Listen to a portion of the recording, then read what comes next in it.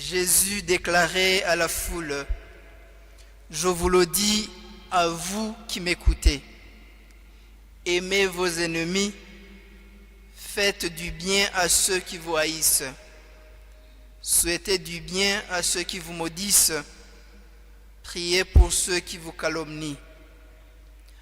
À celui qui te frappe sur une joue, présente l'autre. À celui qui te prend ton manteau, laisse prendre aussi ta tunique. Donne à quiconque te demande et ne réclame pas à celui qui te vole. Ce que vous voulez que les autres fassent pour vous, faites-le aussi pour eux. Si vous aimez ceux qui vous aiment, quelle reconnaissance pouvez-vous attendre? Même les pécheurs aiment ceux qui les aiment. Si vous faites du bien à ceux qui vous en font, quelle reconnaissance pouvez-vous attendre? Même les pécheurs en font autant. Si vous prêtez quand vous êtes sûr qu'on vous rendra, quelle reconnaissance pouvez-vous attendre? Même les pécheurs prêtent aux pécheurs pour qu'on leur rende l'équivalent. Au contraire, aimez vos ennemis, faites du bien et prêtez sans rien espérer en retour. Alors, votre récompense sera grande et vous serez les fils du Très-Haut, car il est bon, lui, pour les ingrats et les méchants. Soyez miséricordieux comme votre Père est miséricordieux. Ne jugez pas et vous ne serez pas jugés. Ne condamnez pas et vous ne serez pas condamnés. Pardonnez et vous serez pardonnés. Donnez, vous recevrez. Une mesure bien pleine, tassée, secouée, débordante, qui sera versée dans votre tablier. Car la mesure dont vous vous servez pour les autres servira aussi pour vous. Acclamons la parole de Dieu.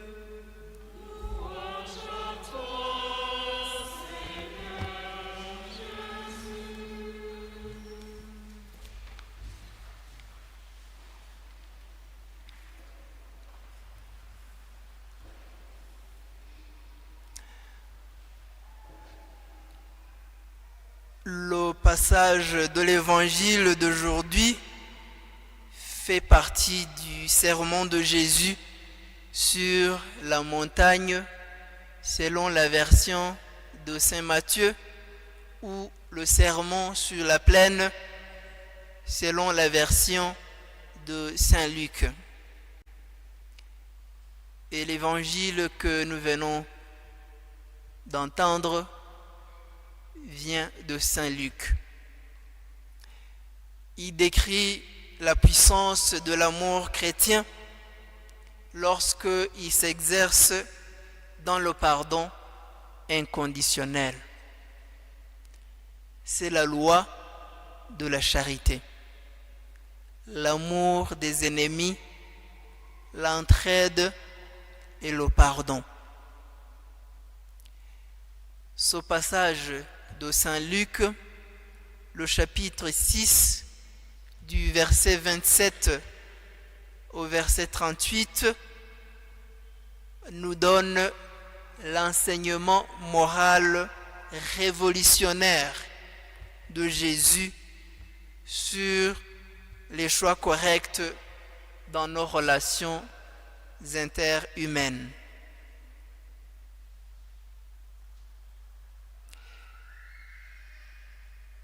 Et cet enseignement de Jésus met l'accent sur ce que l'on appelle communément la règle d'or.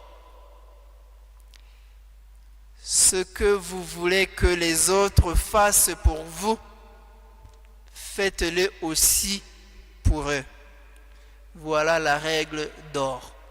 Ce que vous voulez que les autres fassent pour vous, faites-le aussi pour eux. Et cette règle d'or est amplifiée par une série de commandements particuliers. Aimez vos ennemis, faites du bien à ceux qui vous haïssent, souhaitez du bien à ceux qui vous maudissent, priez pour ceux qui vous calomnient, etc., etc. Pour Jésus, l'amour est une attitude fondamentale qui recherche le bien d'autrui. Jésus nous ordonne d'aimer nos ennemis et d'être miséricordieux comme notre Père céleste est miséricordieux. Et Jésus nous met au défi de faire pour les autres ce que Dieu fait pour nous. Et il conclut en nous demandant d'arrêter de juger et de commencer à pardonner. Plutôt que de juger, pardonnons aux autres. Et à première vue, quand on entend cet enseignement de Jésus, on a l'impression que Jésus ne sait pas de quoi il parle. On a l'impression que Jésus ne connaît pas la réalité du monde qui est le nôtre. Parce que ce qui se passe dans le quotidien de notre vie est différent de ce que Jésus nous demande de faire. Aimez vos ennemis, faites du bien à ceux qui vous haïssent, souhaitez du bien à ceux qui vous maudissent et priez pour ceux qui vous calomnient. Mais il y a encore pire. À celui qui te frappe sur une joue, présente l'autre. À celui qui te prend ton manteau, ne refuse pas ta tunique. Donne à quiconque te demande et à qui prend ton bien, ne le réclame pas. La première réaction qui vient dans notre esprit, c'est de dire cela ne doit certainement pas être pris au sérieux. Devons-nous inviter les gens à piétiner nos droits fondamentaux? Est-ce l'appel de Jésus? Est-ce que Jésus nous demande de nous laisser faire? Donc, vous comprenez que cet enseignement de Jésus semble, je dis bien semble, difficile. Parce que il va contre tout ce que notre société tolère. Parce que quand quelqu'un te gifle pour montrer qui tu es, il faut le frapper en retour. N'est-ce pas?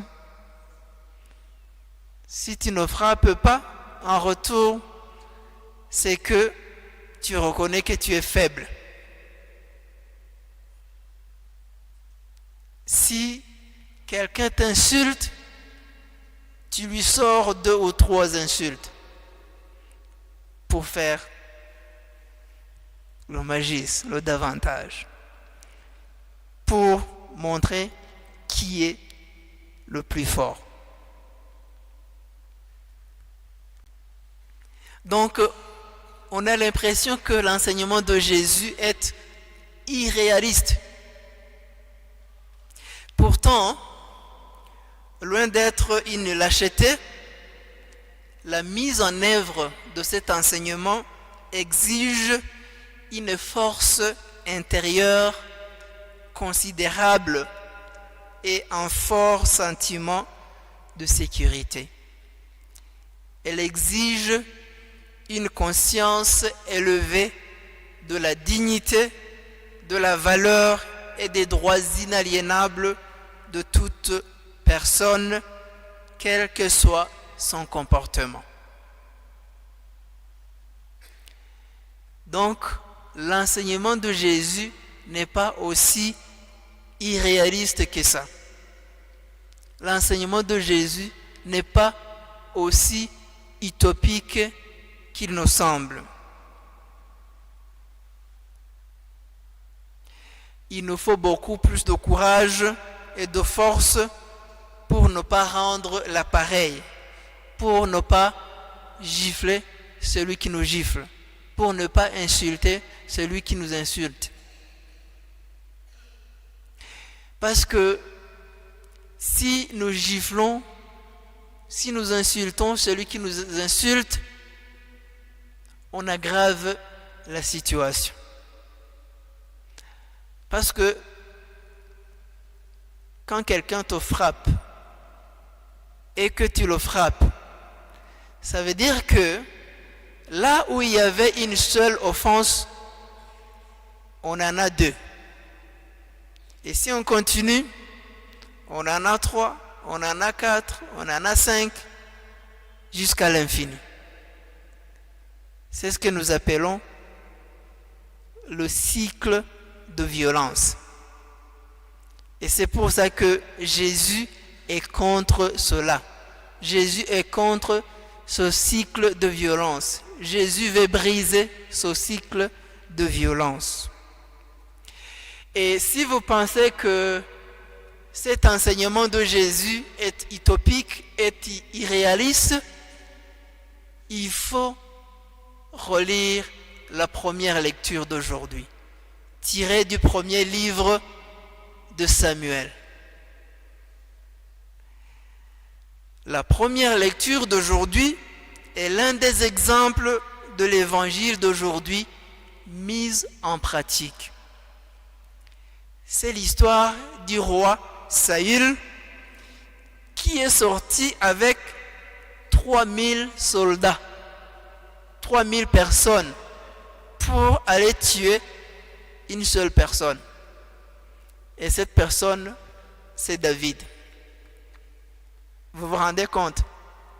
3000 personnes, 3000 soldats pour juste tuer une seule personne. C'est trop, n'est-ce pas? Et le roi Saül sort et il campe quelque part. Et à un certain moment,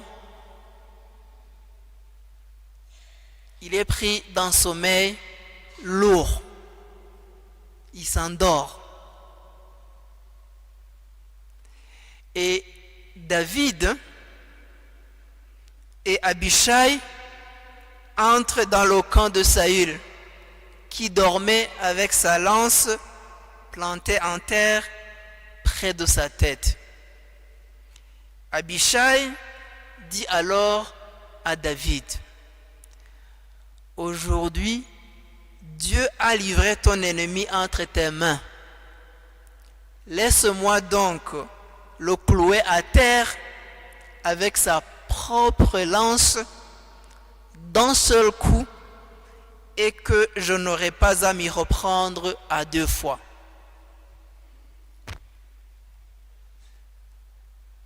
Donc, je crois que le monde qui est le nôtre aujourd'hui serait très d'accord avec cette proposition d'Abishai. Parce que de toutes les façons, le roi Saül voulait du mal à David.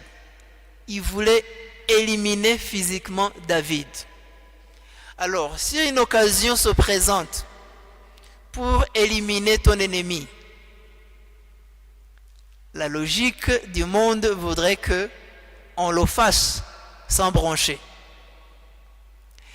Mais on se rend compte que David a une profondeur, a une hauteur que Abishai n'a pas.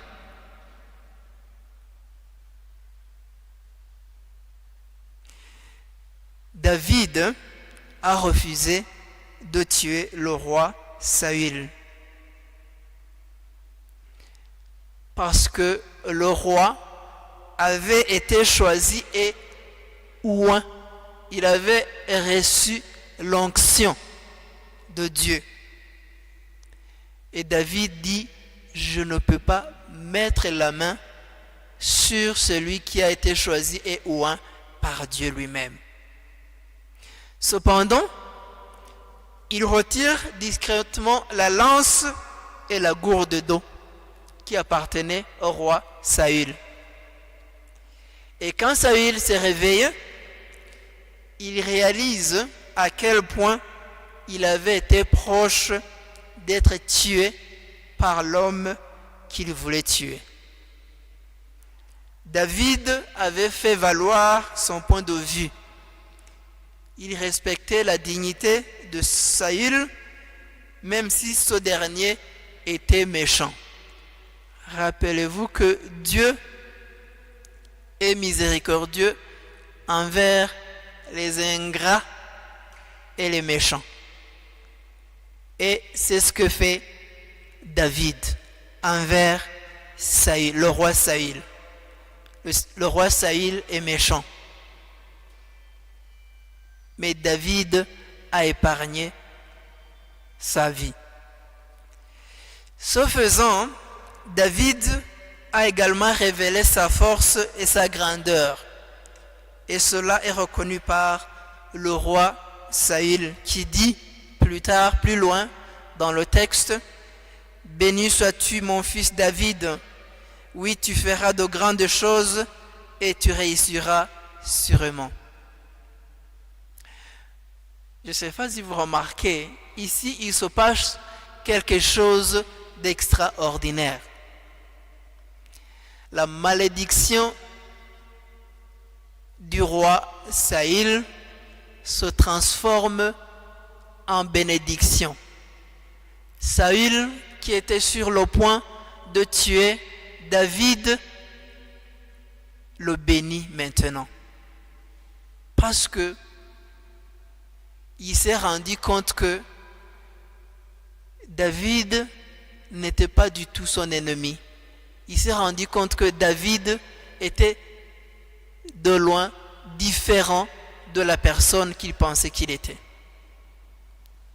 Et je crois qu'il y a une grande leçon de non-violence dans cette histoire. Et je crois que nous sommes tous appelés à cette non-violence. Et c'est ce que l'évangile d'aujourd'hui nous appelle à faire. Ça, c'est l'exemple de David et du roi Saül. Mais dans la Bible, nous retrouvons beaucoup d'exemples de gens qui montrent justement qu'ils n'ont pas répondre à la violence par la violence. Jésus, le chef d'une humanité nouvelle vivant pour Dieu, le nouvel Adam, comme dirait la deuxième lecture d'aujourd'hui, réagira de la même manière quand il est amené devant le Sanhédrin. Vous vous rappelez qu'il a été frappé par un des soldats qui l'accusait d'insolence. Jésus pouvait répliquer, pouvait le gifler à son tour, mais il ne l'a pas fait. Simplement, il a demandé à ce soldat, si j'ai mal parlé, montre-moi en quoi. Si j'ai bien parlé, pourquoi me frappais-tu? Jésus parle calmement et avec dignité, respectant la dignité de ce soldat qui venait de le frapper. C'est un exemple parfait de la non-violence active. Et ici, il est intéressant de voir que quand Jésus s'adresse à ce soldat, le soldat ne l'a pas giflé pour la deuxième fois. Le soldat a été conquis par cette non-violence de Jésus. Et je crois qu'il y a une grande leçon que nous pouvons tirer de cet exemple de Jésus. Et nous savons que dans toute sa passion, Jésus révèle sa force. Parce que il dira à ceux qui allaient le crucifier, ou il priera envers eux le Père en disant: Père, pardonne-leur, car ils ne savaient pas ce qu'ils font.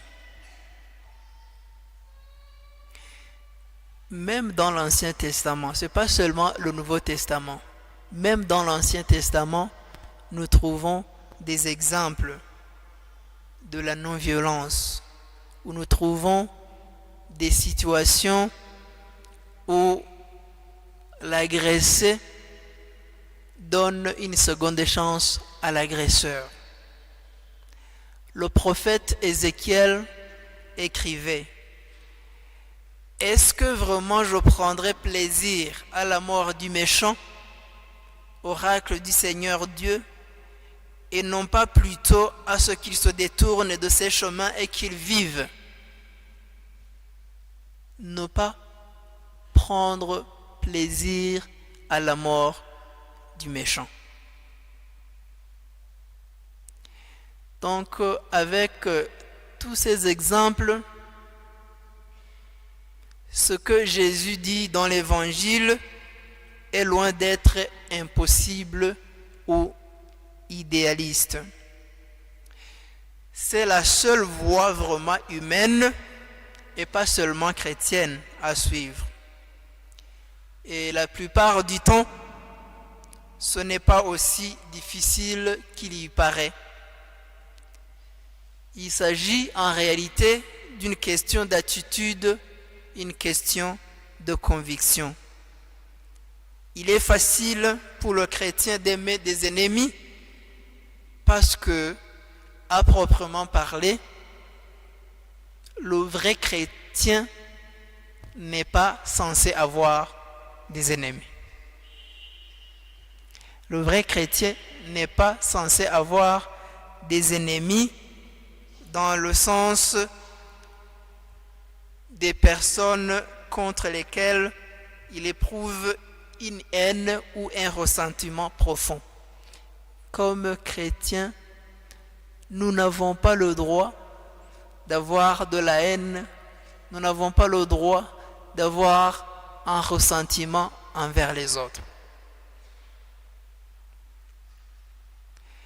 Et ici, il faut remarquer que Jésus ne nous offre pas une option, mais la seule voie qui ait du sens, la seule voie qui soit vraiment humaine.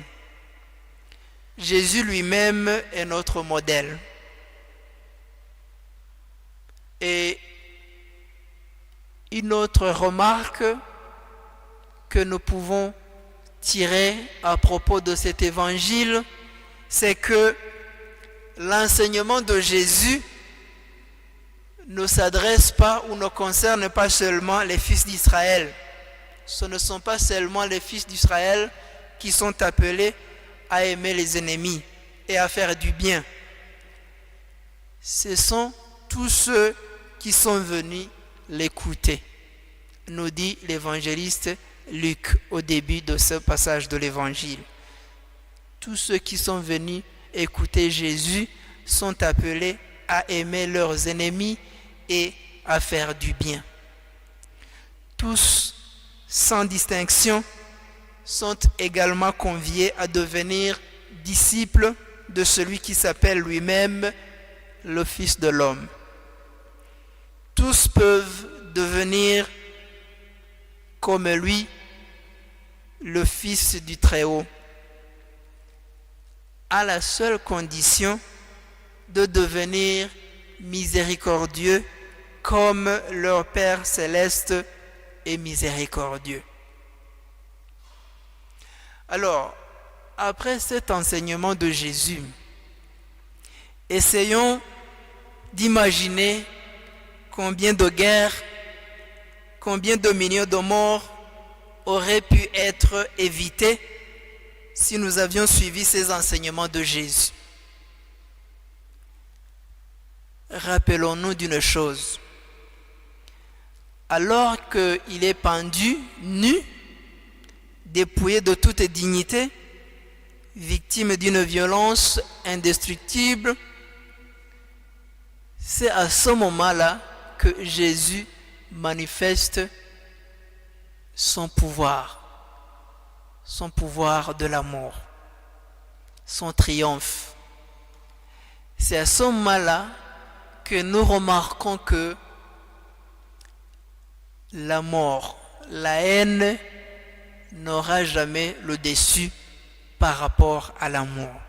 C'est à ce moment-là où nous remarquons que l'amour vaincra toujours. Et c'est pour ça que, chers frères et sœurs, au cours de cette Eucharistie, nous sommes appelés à demander la grâce de cet amour. Cet amour qui fait que le donneur et le receveur bénéficient tous les deux. Demandons la grâce de l'amour des ennemis, demandons la grâce de souhaiter la vie à ceux qui nous haïssent. Demandons cela au nom du Père et du Fils et du Saint-Esprit. Amen.